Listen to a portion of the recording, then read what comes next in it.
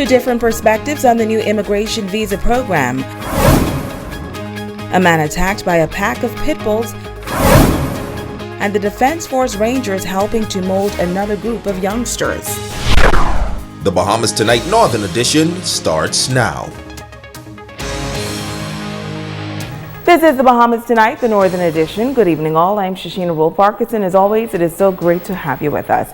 Topping news this evening, Australian-based IFM Investors, through its IFM Global Infrastructure Fund, has agreed to acquire Buckeye Partners for some $6.5 billion in an all-cash deal. Headquartered in Texas, the company's flagship marine terminal is located here on Grand Bahama in the Southern District. With 21.6 million barrels of storage capacity, the Buckeye Bahamas hub is considered to be among the largest marine crude oil and refined petroleum product storage facility in the world. IFM Executive Director said that they are pleased to have the opportunity to bring the Buckeye business and management team under the IFM umbrella. The transaction is valued at some $10.3 billion in enterprise value, with IFM offering to pay the pipeline operator $41.50 a share. In other news, amendments to the Immigration Act passed in the Senate yesterday. The legislation paves the way for the granting of the BH-1B work visa and the BH-4S permit, while making provisions for work visa exemptions. The government insists that the updates are necessary to preserve the financial services sector and to establish Grand Bahama as a tech hub, and that the current work permit regime in place would have a negative impact on the offshore sector. Tonight, we have reaction from a representative of the legal profession. There's a lot of questions and the government needs to be strict. Local attorney Katsiata McIntosh weighing in on the new immigration amendment. She believes that the government rushed this process without proper consultation from those who will be primarily affected. Especially as it directly affects the professions, including the legal profession in the Bahamas. It would seem that the only right thing to do would have been to reach out to those that are in charge of these areas and get some feedback as to what our thoughts is on it, because it directly affects how we earn our living here in the Bahamas. And it just brings the question as why is it that the requirement to be regulated by the immigration officers, why is that being removed? We know we want to try to come into compliance with what the world is doing, but at the same time we have to protect us. The Bahamians have to be protected, and that is the role of the government. McIntosh believes that there could be some repercussions or fallout from this act. Allowing them to come into the country without the proper visas is not the answer. Maybe we need to look at making the country more attractive in terms of our business environment. I don't think removing the regulation as relates to your entry into the Bahamas is the answer to what they're trying to accomplish. There are other ways to do this. Right, we need to know what's going on. This attorney says she, among many others, are left with more questions than answers. Who's regulating them?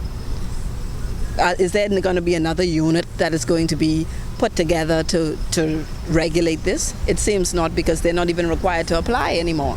And so there's a lot of questions, and the government needs to be straight and tell us what is going on. Well, the new immigration visa program is projected to be an asset to the economy of Grand Bahama, and it comes at a time when the government and the Grand Bahama Port Authority are working in tandem to transform Freeport into a technology hub. Tonight, in part 2 of The President Speaks, the Port Authority president gives his take in the visa program and the possible impact in the port area. Natalia Hall reports. The BH-1B visas will be granted to some individuals who are interested in developing tech companies in the Bahamas. The president of the Grand Bahama Port Authority, Ian Rolls, says the new visa program is welcome news among international investors. He believes the new visa will be extremely beneficial in the city of Freeport because he says Freeport lacks critical mass. We've been speaking for a while. Everyone's been talking about how Freeport could accommodate 200,000 plus persons, and yet we only have 50,000 persons.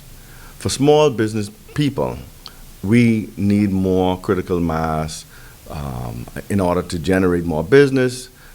A lot of kids are abroad and want to bring back special ideas and special services, but the population is too small. So we have to find strategic ways to grow the population. So this visa program is just one of the ways to target a select group of persons who actually have means and could participate in a very, very meaningful way to the growth of the economy. The BH-1B visa is similar to the United States H-1B visa. Roll notes that it could translate into job opportunities for Grand Bahamians. We in Freeport, we're trying to create this tech hub, and we see the fact that the U.S. are putting hurdles in the way for persons to get the H-1B. So the Bahamas has created its very own BH-1B in order to attract that clientele, and that clientele could be a few thousand persons with means. And as for those who obtain the visa in the Freeport area, the president says there will be many advantages. And we've spoken to one or two of these major companies already, and to move into a time zone that's, at worst case scenario, 3 hours off from a client on the west coast of North America, that's an extreme advantage for these developers, as well as our regulations concerning, our wages. We don't have income tax, and so for persons who are living in the United States, some of them want to move into a jurisdiction like the Bahamas, where there's no income tax, instead of paying 40% of their earnings. The Port Authority president says as a result of this new immigration visa program, more Bahamians will be educated in the field of technology. Additionally, he believes it will also serve as an incentive for Bahamians who are abroad to return home. It's Halia Hall, ZNS Network News. Switching gears now, Defense Force Rangers preparing another group of young people to become productive citizens of society. The group were officially installed as members of the youth program during a ceremony on Saturday. Megan Shepard was there. 71 young persons are now a part of the prestigious Royal Bahamas Defense Force Rangers program following the annual passing out parade ceremony. The students spent months perfecting their drills, maintaining high standards of discipline, and displaying intense commitment and determination. Lieutenant Commander Clinton Johnson commending the recruits for taking this step to create a better future for themselves. This graduating entry of Rangers has taken up the challenge to set the standard of excellence and discipline, dedication, and determination. This passing out ceremony is a sterling example of young Bahamians engaging in positive, uplifting, and wholesome activities, which has a positive impact on not only our communities and ultimately our country. 12-year-old Tyrese Hanna of Sister Mary Patricia Russell Junior High School was awarded the Rangers Director Award. He says although there were some tough moments, it was well worth it. At first, I planned on joining in grade 9, but my father made me join in grade 8. So I had to join, but I started to like it. It was hard, but it was fun at the same time. Usually the other children talk a lot, so we had a lot of punishment, but I got through it, and that's why I'm here now. I was surprised to win the award. I was working for it, actually, but in the end, I got it. Ranger Kiaja Roca receiving the Academic Award, as well as the Minister of National Security Award. She says she came into the program with a goal in mind, and with hard work, she achieved those milestones. I felt really happy because my sister told me once about the award, and I said I'm going to make sure they say I get it.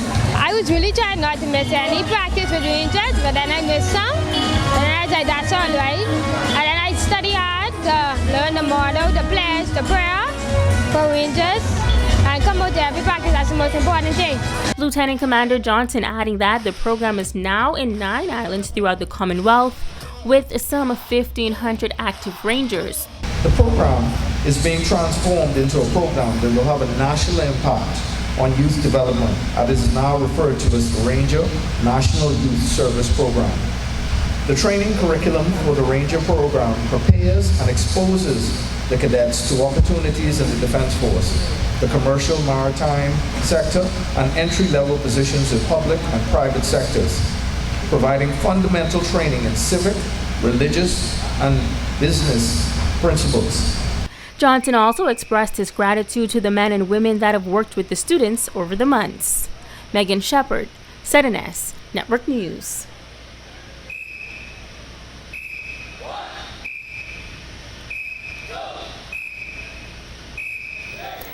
It is often said that a dog is man's best friend, but in this case, the animals were not friendly at all. In this report, a security officer is telling the story of a vicious attack by a pack of pit bulls. He says it is an experience that he will never forget. Natalia Hall has more. That really is a bad experience. I wouldn't wish that on my worst enemy. It's a mind-boggling situation. I can't not even explain it. Right now, I'm afraid of any dog. Johnny Jones has been a security officer for over 20 years and is now stationed at the Morrismore Primary School. He says on May 7th, after getting off from work at 12 a.m., he was riding his bicycle home, and when he approached Erickson Drive, he spotted a few pit bulls in a fenced yard. At that point, he did not imagine that he would soon be in for the fight of his life as the furious dogs began chasing him. While I was going, the dog them came in the front of me and they cut in the front of me and asked me, you may as well say, where are you going? And I jumped off my bike at the same time, put the bike in the front of me to protect myself. And after that, me and them had a battle for 20 minutes we was at it. I tried to protect myself and it's ain't no help, and I screaming, help, help, help, help. Nobody came down to the house, nobody helped me. The Freeport resident says after putting up a fight, he fell and the dogs latched onto his leg. I couldn't get out. So I jumped up, I said, Lord, what am I supposed to do right now? So I actually really did give up. And after that, there's a gentleman who was sitting in a blue car. He was there all along. And he didn't even came out. But after, when he probably saw when I felt, he pulled up right there at the same time and he called all of the dogs by name. And they released my leg and they ran into the yard and he opened the gate and closed the gate. He says he's not sure if that person is the owner of the dogs, but he told him that it is only a pinch and left the scene. Jones claims that he then managed to hop from Erickson Drive to the Rand Memorial Hospital to receive medical attention and reported the matter to the police. I thank God that I'm still alive, but I am sorry for people who live in that neighborhood and have young kids who couldn't defend themselves. They will eat those children alive and other people who cannot defend themselves. But I had this willpower with the help of God. And I just dealt with it. Not working, the doctor gave me a month off, but I'm not sure if I'm going to return back on that month because I cannot walk. Now, Jones says overall it was a very traumatic experience for him, and he's calling on the powers that be to remove the dogs from the neighborhood as soon as possible. Italia Hall, ZNS Network News. Now, our ZNS News team reached out to the Ministry of Agriculture and Marine Resources on Grand Bahama Animal Control Unit. We were told that in such a situation, police would usually contact them, and the Animal Control Unit would then accompany police to the home where the dogs are kept. They would assess the situation and determine whether the dogs should be removed from that home. But if the dogs are stray dogs, then they would automatically be removed from the street. You're watching the Bahamas Tonight, the Northern Edition. Stay with us. There's more news right after the break.